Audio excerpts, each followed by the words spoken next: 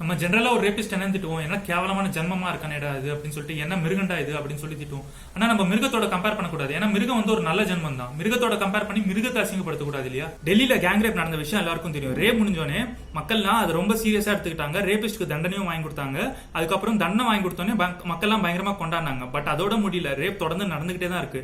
இது எப்படி இருக்குன்னா, இப்ப கோவிட் டைம்ல ஃபர்ஸ்ட் லாக்டவுன் ரிலீஸ் பண்ணோடனே மக்கள்லாம் ரூல்ஸ் எல்லாம் பயங்கரமா ஸ்ட்ரிக்டா ஃபாலோ பண்ணாங்க. கோவிட் லாக்டவுன் முடிஞ்ச சாயந்தரம் மக்கள்லாம் பயங்கரமா கொண்டாட ஆரம்பிச்சாங்க. கொண்டாடினதுக்கு அப்புறம் தான் அதுக்கு அடுத்த வர நாட்கள்ல தான் கொரோனா வைரஸோட விஸ்வரூபம் என்னன்றது நம்ம பார்த்தோம். எத்தனை பேர் செத்துட்டாங்கன்றது நம்மளுக்கு தெரியும்.